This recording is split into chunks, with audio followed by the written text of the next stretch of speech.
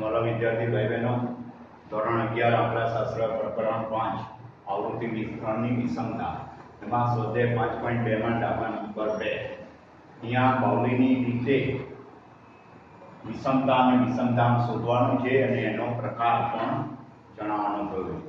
હવે અહીંયા આપણે જોઈએ જે રકમ આપી છે આ રીતની મૂળ રકમ આપી છે તમને દાખલા નંબર 2 માં 100 થી ઓછી 300 થી ઓછી 500 થી ઓછી 700 થી ઓછી બરાબર 900 થી 1100 થી અને 1300 થી એટલે થી ઓછા પ્રકારનું આ સંચય આવૃત્તિ વિતરણ છે.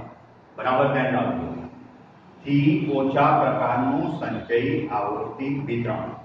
જ્યારે આવી રીતના થી ઓછા પ્રકારનું સંચય આવૃત્તિ વિતરણ હોય તો એને આપણે શું કરવું પડે? મૂળ આવૃત્તિ વિતરણમાં રહેવું પડે.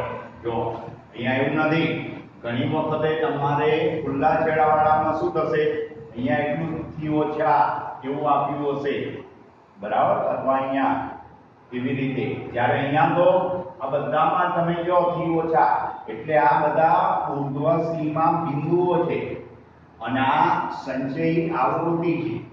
થી ઓછા પ્રકારનું સંચય આવૃત્તિ વિતરણ આપ્યું છે, એના ઉપરથી આપણે મૂળ આવૃત્તિ વિતરણ મેળવવાનું. એટલે આ બધા જ ઉર્ધ્વ સીમા બિંદુઓ વચ્ચે તમે જો તો 100 થી 300 300 થી 500 200 200 નો તફાવત છે. કેટલાનો તફાવત છે? 200 નો. એટલે પહેલું ઉર્ધ્વ સીમા બિંદુ બરાબર, તો એમાં 100 થી ઓછા તેની આવૃત્તિ 0. હવે વર્ગ કઈ રીતે પડશે? તો જો આ તો 0 છે બરાબર, એટલે એનાથી ઓછા 100 થી ઓછા એટલે એમાં 0 થી 100 લખવાની જરૂર નથી અને લખો તોય ખોટું નથી કારણ કે એની આવૃત્તિ 0 છે. હવે બીજો વર્ગ થશે 200 200 નો તફાવત છે એટલે અહીંયા 100 થી ઓછા તો આ 200 તફાવત પ્રમાણે તમારે 0 નહીં પણ માઈનસમાં લેવા પડે.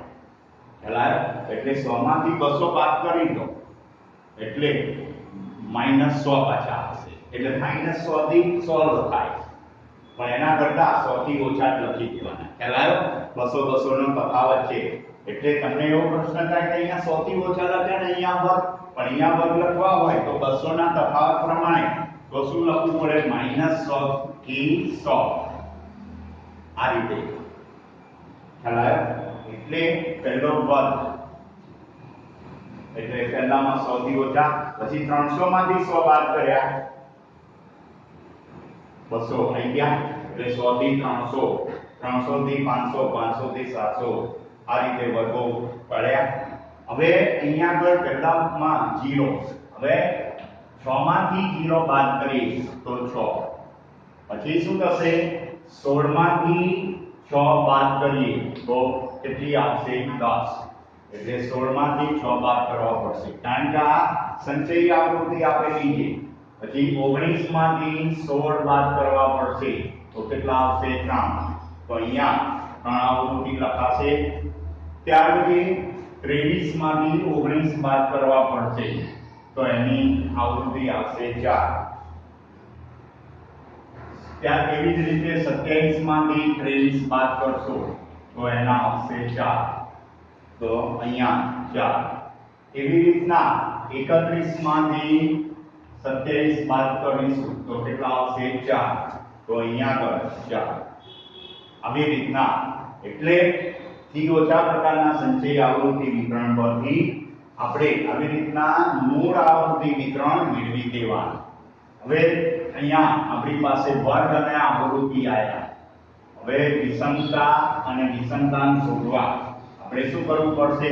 ચતુર્થકો બરાબર, એટલે રકમ પરથી મૂળ આવૃત્તિ વિતરણ મેળવવા માટે મેં અહીંયા મૂળ રકમ અને એના ઉપરથી કઈ રીતે બતાવે એટલે હવે એની આપણે જરૂર નથી, પણ રફમાં તમારે આ જે મેં કામ અહીંયા બતાવ્યું એ પ્રમાણે કરી અને આ મુખ્ય જરૂર છે આપણે, એટલે આ ખાસ ધ્યાન રાખજો.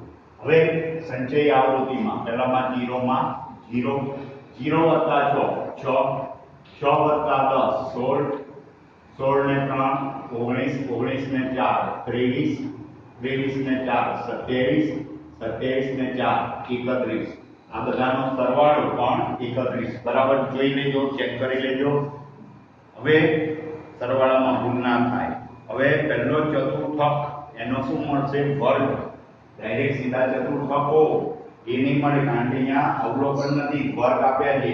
એટલે પહેલા q1 નો વર્ગ, q1 વર્ગ બરાબર. પહેલો ચતુર્થક શોધવા q1 વર્ગ, તો n છેદમાં 4 માં અવલોકનનો વર્ગ. પહેલા ચતુર્થકો શોધીશું, એટલે પહેલા વર્ગ પછી એનો ચતુર્થક. તો n આપણી પાસે છે 31 ભાગ્યા 4 માં અવલોકનનો વર્ગ. 31 ને 4 વડે ભાગી કાઢીએ તો 7.75 આવશે. કેટલા આવે છે? 7.75 માં અવલોકનનો વર્ગ. હવે 7.75 એટલે આમાં સમાસે, એટલે આ એક વર્ગ નક્કી થયો, q1 નો વર્ગ બરાબર. એટલે એને ખાસ આપણે ધ્યાન રાખવાનું, q1 વર્ગ, કારણ કે 7.75 એટલે 6 થી તો વધારે આવશે. આ વર્ગ નક્કી કર્યો. હવે વર્ગ કયો આપણો? 300 થી 500. કયો વર્ગ થયો? 300 થી 500 બરાબર. એટલે એ 300 થી 500 નો વર્ગ q1 નો, એના ઉપરથી આપણે જરૂરી કિંમતો l, તો 300 ગણાશે. CF એના આગલા વર્ગની સંચય આવૃત્તિ 6, જેવું આપણે મધ્યસ્થમાં એમાં કરીએ છીએ એ રીતે f 10 અને n/4 તો આપણે અહીં લખેલા છે એટલે બરાબર 7.75 અને f તો f આપણા કેટલા? f10 બરાબર. f10 અને વર્ગ લંબાઈ c તો 200 નો તફાવત છે એટલે c 200. આ રીતે કિંમતો. હવે એના ઉપરથી q1 શોધીએ. q1 તો l plus n/4 minus cf upon f ગુણ્યા c. l આયો 300, n/4 7.75 ઓછા cf 6 આવૃત્તિ 10 f અને ગુણ્યા 20. તો 300 7.75 માંથી 6 જશે તો 1.75, 0 ઉડી જશે એટલે શું રહેશે? ગુણ્યા 2 બરાબર.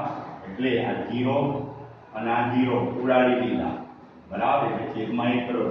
હવે 300 1.75 ગુણ્યા 2 કરી દઈએ તો આપણે બરાબર, એટલે એક c છે 200, સોરી, એટલે એક જ 0 ઉડશે, 1.11 ઉડશે એટલે 20 રહેશે. હવે 1.75 ગુણ્યા 20 કરવા પડશે. 1.75 ગુણ્યા 20 કરીએ તો 35 આવે છે. તો q1 આપણો થયો 335. 300 માં 35 ઉમેર્યા, q1 મળ્યો. એ જ રીતે q2 શોધવો પડશે બરાબર. q2 શોધ્યા પછી આપણે q3 શોધીશું. q2 કહીએ અથવા તો m બરાબર. શું કહીએ? m. તો મધ્યસ્થ વર્ગ m વર્ગ તો n/2 માં અવલોકનનો વર્ગ. તો n આપણા જે 31 ભાગ્યા 2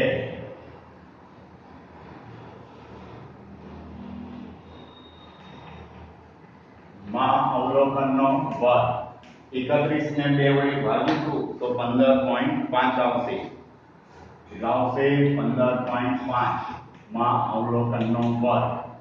હવે 15.5 માં અવલોકનનો વર્ગ એટલે એ જ વર્ગ થશે બરાબર, કારણ કે 15.5 તો આની અંદર સમી જશે તો આ જ વર્ગ પાછો શેનો થયો q2 નો, આનો આ જ વર્ગ એટલે વર્ગ થશે 300 થી 500. હા, એમાં ફરક શું પડશે? આ જ બધી કિંમતો આવશે પણ n/4 ના બદલે n/2 લઈશું બરાબર, એટલે l 300 cf આગલા વર્ગની સંચય આવૃત્તિ 6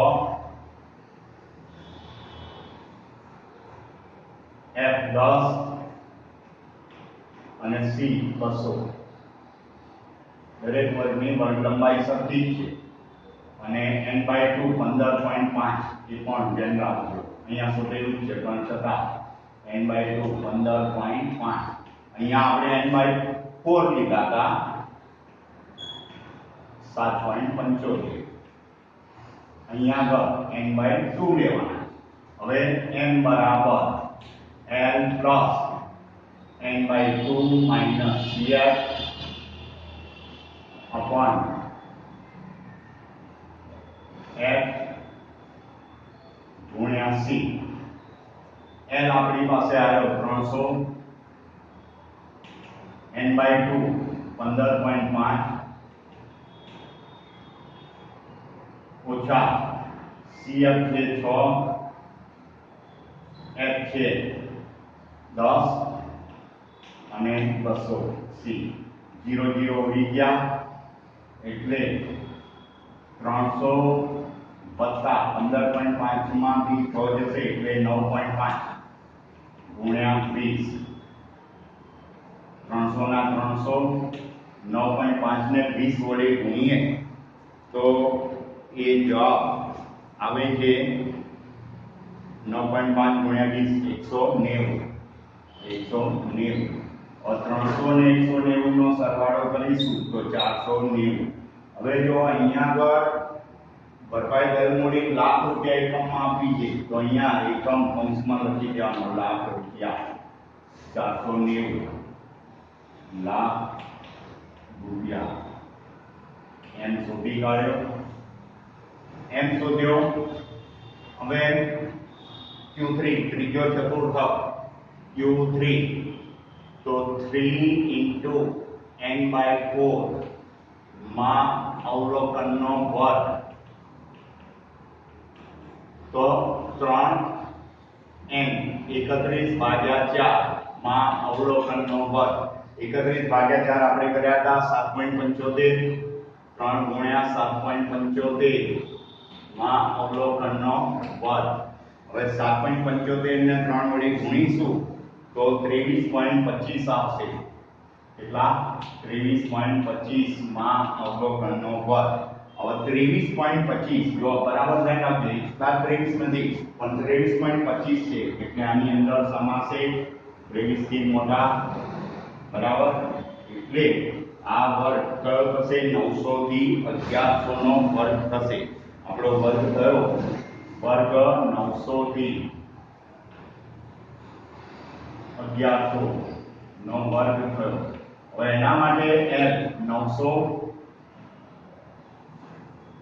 cf આગલા વર્ગની 23 f થશે 4 c તો 200 છે.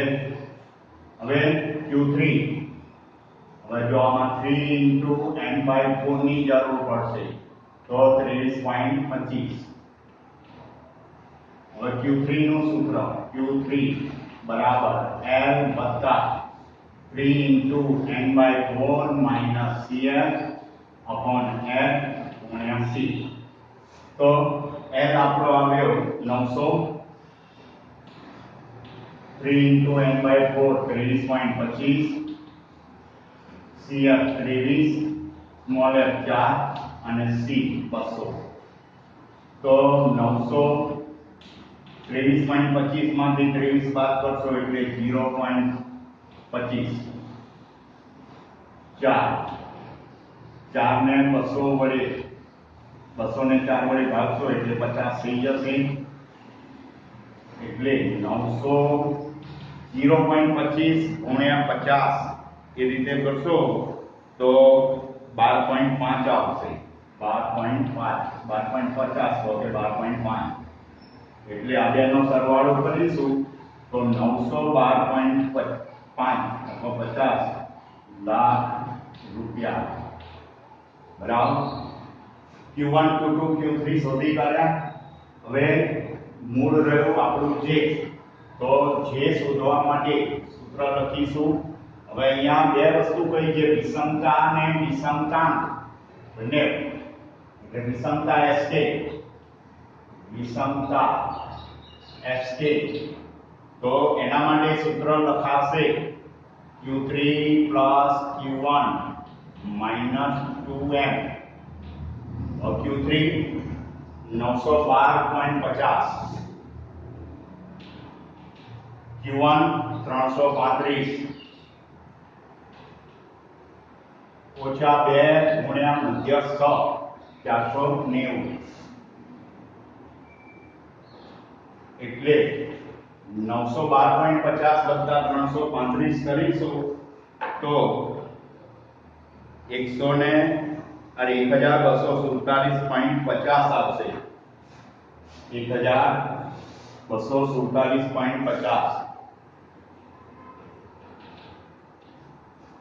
અને આનો 980 490 ગુણ્યા 2. હવે આ બેની બાદબાકી 1247.50 માંથી 980 બાદ કરીશું તો 267.5 267.5 વિષમતા. હવે જે, તો આજે SK શોધ્યો, SK ભાગ્યા, હવે આ લખો Q3 Q1 -2m કે SK સીધું લખી કાઢો, SK શોધી કાઢો અને Q3 Q1 એટલે SK આપણો આવ્યો 267.5, Q3 આપણો હતો 912.50 અને Q1 હતો 335. તો 267.5 912.50 માંથી 335 બાદ કરીએ તો આપણો જવાબ આવશે 577.5 577.5 અને બંનેનો ભાગાકાર કરીશું એટલે જેની કિંમત મળશે 267.5 ને 577.5 જોડે ભાગીએ તો 0.46 આવે. એટલે આપણો જેનો જવાબ મળી ગયો 0.46. અને જો વિષમતાનું માપ SK એ આવ્યું 267.5 બરાબર અને જે આવ્યો 0.46. એટલે આપણે શું ગણાશે તો